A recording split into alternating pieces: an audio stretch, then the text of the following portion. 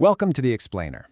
Today, we're going to talk about something really important, the math behind building wealth. And specifically, why that first $100,000 you save, well, it isn't just a number. It's more like a financial launch pad. It's the milestone that totally changes the game.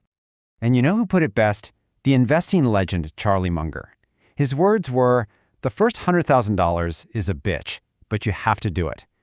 No, look, he wasn't just being dramatic. There's a really powerful mathematical truth packed into that sentence. And we're going to unpack exactly what he meant and, more importantly, what it means for you.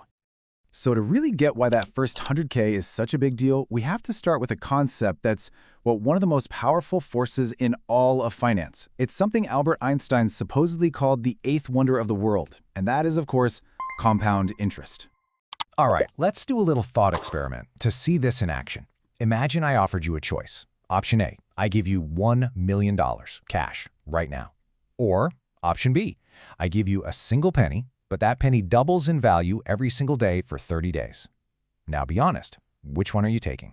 I think most of us would just grab the million and run, right? But the math, the math tells a very different story, a much more surprising one.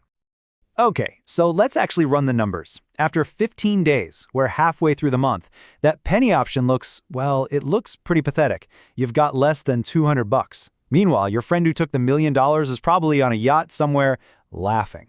It seriously feels like you made a terrible, terrible mistake.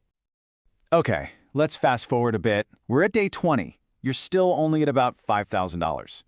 That $1 million seems totally impossible. And you know what?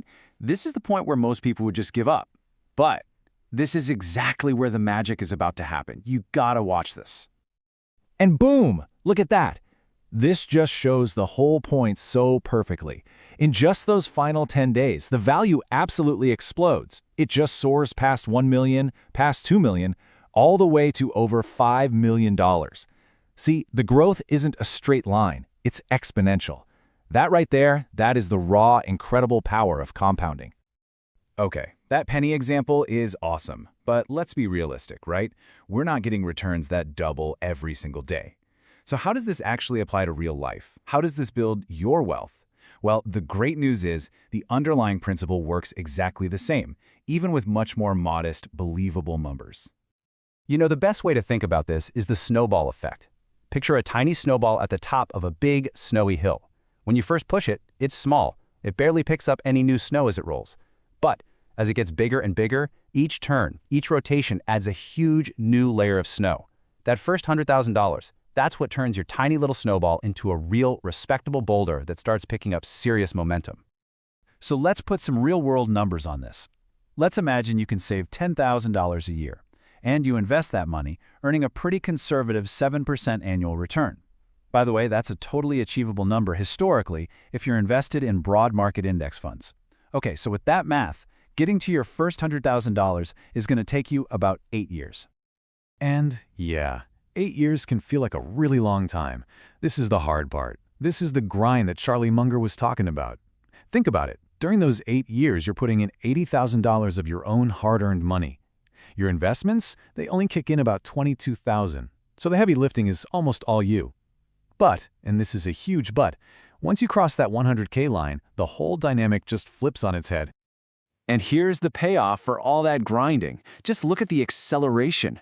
After that first tough 8 years, the next $100,000 only takes 5 years. Then the next one takes 4, then 3. See how it gets faster and faster? You're not just saving money anymore. Your money itself has become this amazing employee that's working for you 24/7, making more money. So, 8 years is a long time to wait for the real magic to kick in. And the key here isn't just to grit your teeth and be patient. The key is to actively look for ways to change the math in your favor, to shorten that initial grind as much as you can. And the really good news? You're not just a passenger here. You're in the driver's seat. You've got 2 huge, powerful levers you can pull to speed things up. The first lever is your savings rate.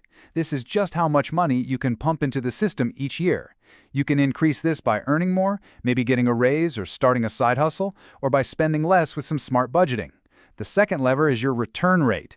This is about improving your financial know-how so you can earn a higher return on your money. But, let's not just talk about it. Let's actually see what happens when you start pulling on these levers. I want to show you the massive, and I mean massive, impact that just a few small, consistent changes can have on your journey to becoming a millionaire. Okay, this chart really says it all. Look at the base case. You save 10 grand a year, you get a 7% return. It takes you 30 years to hit $1 million. Hey, that's not bad. But look what happens if you just focus on increasing your savings by 10% every year. Boom, you just shaved 9 years off. That's huge. Now, what if you do that and you work on becoming a better investor and can get a 12% return? You get to $1 million in just 15 years. You've literally cut the time in half. That is incredible. All right, so let's wrap this all up. What's the takeaway? The strategy is actually pretty simple, but it's so powerful. First, you've got to focus, like with everything you've got, on hitting that first $100,000 milestone. That is your launch pad. Second, once you're there, you just keep pulling those 2 levers we talked about. Save more money and invest it smarter. And finally, and this one is super important, you have to protect your snowball. Make sure you've got things like insurance in place for unexpected disasters. The last thing you want is for some random event to send you all the way back to the start. Look, building wealth isn't about some single giant leap.